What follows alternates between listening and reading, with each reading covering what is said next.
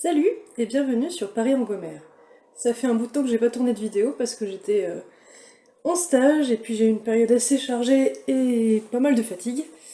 Mais je reviens vers vous pour faire le point sur les soins contour des yeux que j'avais mis en place avant l'été et voir un petit peu ce qui change avec le changement de saison. Et puis si ça a porté ses fruits. Alors, on va faire chronologiquement, comme la dernière fois. Donc, j'ai donc toujours ce petit masque la nuit. Voilà. En fait, ils sont vendus par deux, donc c'est cool parce qu'on peut le laver et puis en avoir toujours un de propre. Parce qu'effectivement, si le but c'est de protéger les yeux, les paupières des agressions et tout, le but c'est pas d'avoir des acariens qui prolifèrent. Donc voilà. L'effet de ce masque, c'est principalement, en tout cas pour moi, que je me réveille avec les yeux beaucoup moins congestionnés. J'ai toujours les yeux un petit peu secs, mais quand même moins qu'avant. Et ouais, j'ai presque plus du tout les paupières gonflées au réveil, et ça c'est vraiment chouette. Alors je sais pas si c'est vraiment grâce à ça ou à vraiment l'ensemble des soins que j'applique, mais euh, c'est une des qualités qu'on prête à ces masques, donc voilà, je continue. Et puis ça permet de dormir un petit peu plus facilement s'il y a de la lumière, si mon copain regarde la télé, si voilà, ça m'aide à dormir un petit peu plus profondément, je pense. Donc, je continue. Bien sûr, ensuite j'ai continué. Alors attendez, parce qu'en plus avec The Ordinary, les flacons se ressemblent. Je vous avais parlé du sérum à la caféine. J'en ai racheté parce que j'avais fini une bouteille. Alors honnêtement, je sais pas vraiment les effets de ce sérum. C'est-à-dire que j'ai pas de très grosses cernes. Gros cernes, oui, c'est masculin les cernes. Voilà. Mais en fait, comme ça me fait pas de mal, que ça m'irrite pas et que globalement les choses s'améliorent, je continue. Mais je suis pas sûre que ce soit parce que ils mettent que ça réduit l'apparence de la pigmentation et du gonflement autour des yeux. Euh, donc voilà, peut-être que ça joue un petit peu. J'ai pas vraiment eu l'impression d'avoir un effet radical avec ce truc-là, mais bon, ça coûte vraiment pas cher, ça n'irrite pas. Ça contient a priori pas d'ingrédients problématiques, donc je continue. Ensuite, qu'est-ce que... Ah oui, j'ai démarré donc dans les nouveautés hein, qui n'étaient pas encore là quand j'avais fait la première vidéo, ni la deuxième d'ailleurs. C'est le sérum Buffet de The Ordinary. Buffet parce que ça contient plein d'ingrédients anti-âge, anti-déshydratation, booster de collagène, etc. avec des peptides. D'ailleurs, ils vont changer le nom, ça va plus s'appeler Buffet, ça va avoir un nom plus compliqué en fait, mais qui reprend les principaux ingrédients, parce que The Ordinary aime fonctionner comme ça.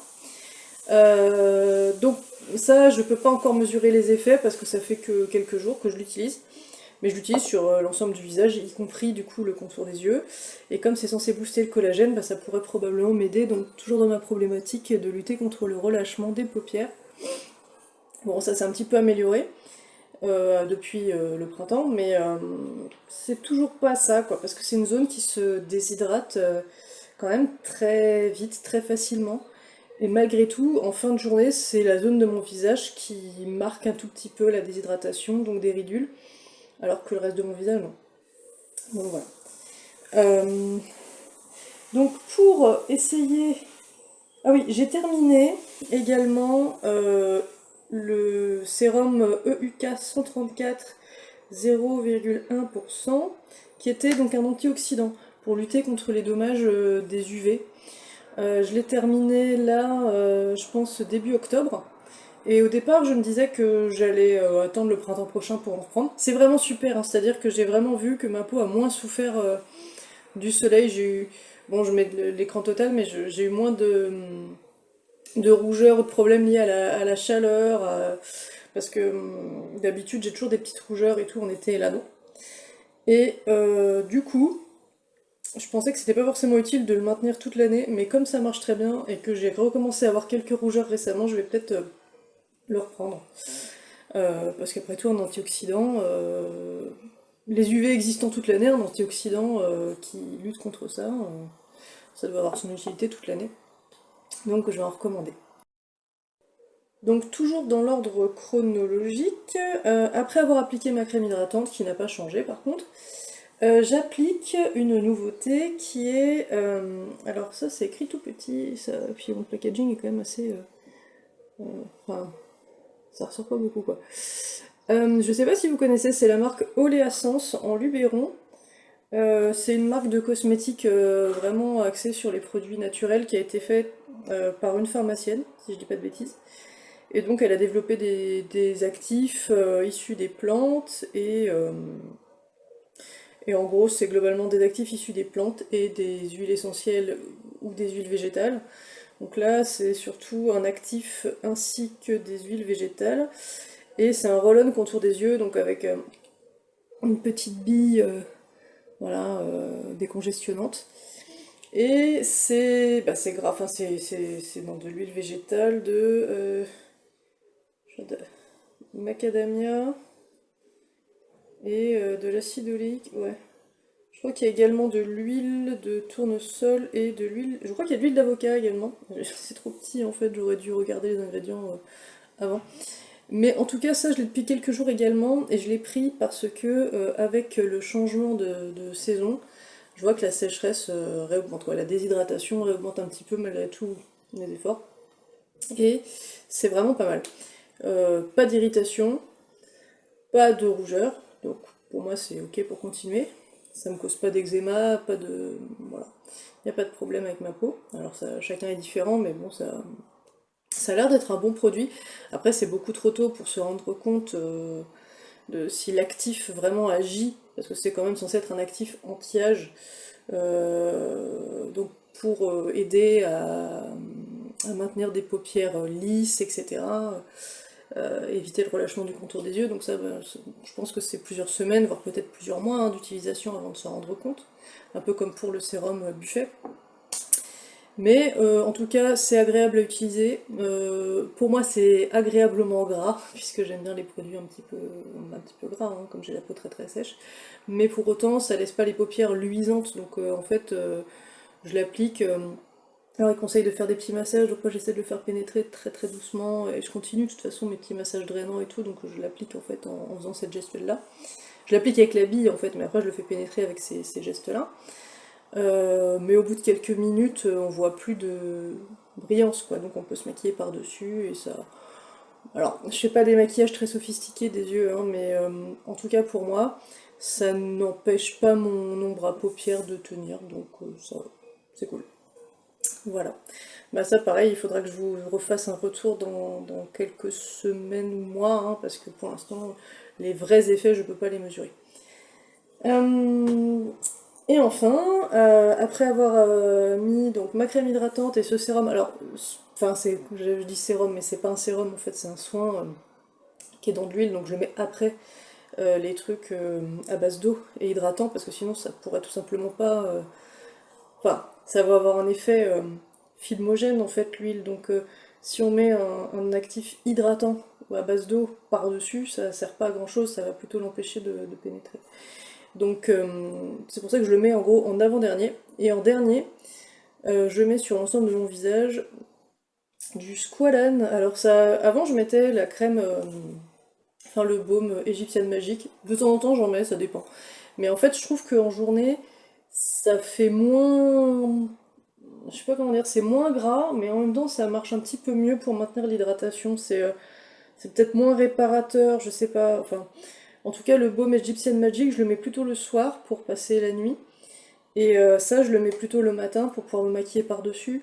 Euh, mais en fait, le but de ce truc-là, c'est vraiment de maintenir l'hydratation à l'intérieur. Donc, faut le mettre par-dessus la crème hydratante. Voilà, pour que ça conserve l'eau dans la peau, quoi. Alors, c'est pas radical non plus, hein, puisque j'ai quand même eu une petite période de sécheresse où j'ai pelé, j'ai eu la peau qui tiraillait et tout, mais je pense que malheureusement, je suis faite comme ça et que je pourrais jamais l'éviter complètement. Mais ça aide bien. Et puis c'est très bien toléré, surtout le visage, le contour des yeux. Je crois que ça peut, enfin ça peut même être utilisé, c'est pas je crois, je suis sûre, sur les cheveux. Bah, c'est un peu la version, ouais, la version naturelle, parce que là c'est dérivé de plantes. C'est un peu la version naturelle du silicone pour les cheveux en fait, pour avoir un côté très lisse, très doux et maintenir un peu l'eau, enfin l'hydratation dans la fibre capillaire, quoi. Donc j'en mets quelques gouttes également, vu que c'est, encore une fois, c'est un produit qui est très peu cher chez The Ordinary. J'en mets quelques gouttes sur cheveux humides, en fait, avant de les sécher. Ensuite, bon, ça c'est terminé. Voilà, j'ai fini le flacon mi-octobre. C'est donc ma crème solaire indice 50 des laboratoires de Biarritz, que j'utilisais. Alors celle-là elle n'est pas tout à fait finie, mais en gros, une teinte beige et une teinte dorée. Donc je faisais un. J'appliquais les deux sur mon visage pour avoir une teinte bah, vraiment à ma convenance. Et j'ai utilisé ça du coup du mois de mai jusque ben, là, maintenant, là récemment. Mais en général, moi, à partir de l'automne, j'aime bien passer à autre chose. Parce que c'est quand même un peu gras, c'est un peu épais, ça fait quand même un effet un peu voilà, fond de teint que j'aime pas forcément trop. Alors c'est super chouette par rapport à toutes les crèmes solaires que j'ai pu tester, mais c'est quand même. Enfin, moi je préfère avoir simplement de la poudre. Donc quand la luminosité baisse vraiment, à partir de ouais, mi-octobre, fin octobre, je commence à passer sur du maquillage minéral qui est censé avoir un indice de protection, donc je crois que c'est 15-20 selon comment on l'applique, il faut l'appliquer quand même généreusement. Alors attention, je vous dis pas que ça peut vraiment vous protéger du soleil et que si vous avez des problèmes avec ça, vous pouvez vous passer de crème solaire et le remplacer par ça, non. Mais toujours est-il que moi j'ai quand même une peau sensible au soleil et que pour l'hiver, en utilisant uniquement du maquillage minéral, mais par contre il faut vraiment en mettre de façon assez couverte quand même, hein. Si on l'applique bien, ça se voit pas, ça fait un effet beaucoup plus joli je trouve que la crème solaire.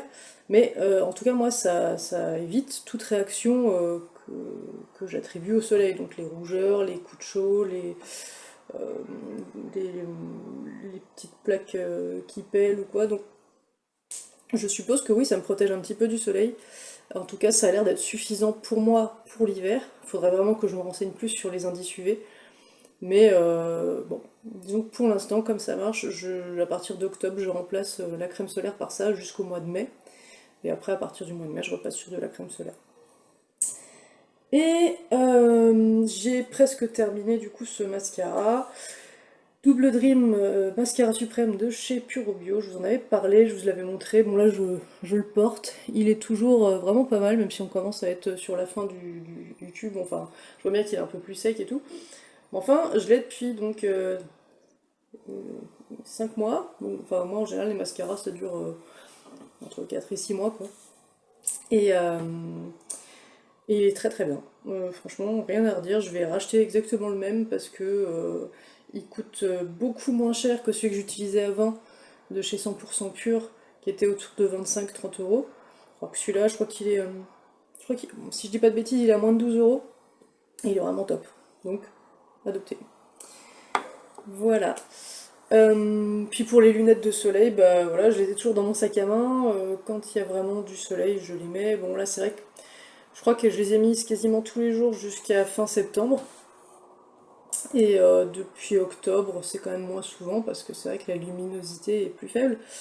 Ce qui ne veut pas dire que les UV ne sont pas là, hein, mais peut-être qu'un jour j'investirai dans des lunettes protection UV, mais avec un verre transparent. Pour l'instant, c'est pas d'actualité. Mais en tout cas, oui, ça permettrait effectivement de protéger mes yeux des UV même en hiver. Après, bon, je sais pas à quel point ça vaut le coup. Il y a des gens qui trouvent ça ridicule, mais en même temps, c'est vrai que bah, les UV causent de plus en plus de soucis, donc bon, quand on a les yeux sensibles, pourquoi pas. Dites-moi si vous en avez déjà utilisé. En fait, je supporterais pas par contre de passer des journées où la luminosité est déjà quand même où il fait un peu gris quoi. Voilà, je vais vous faire voir. Il fait quand même un peu grisâtre. Et c'est l'occasion de vous faire voir aussi les ânes. Ils sont où? On les voit là. Ah voilà. Coucou Victor, coucou Bobby. Donc voilà, hein, globalement c'est très beau, mais il fait gris. Donc j'aimerais pas du tout avoir en plus des lunettes de soleil qui assombrissent tout ça quoi. Voilà. Eh bien j'espère reprendre un rythme de vidéo un petit peu plus soutenu maintenant que j'ai moins de boulot. J'espère que cette vidéo vous a plu, qu'elle vous a intéressé. N'hésitez pas à liker, partager, commenter, et bien sûr, surtout abonnez-vous. Et puis je vous dis à très bientôt sur Paris en Commère.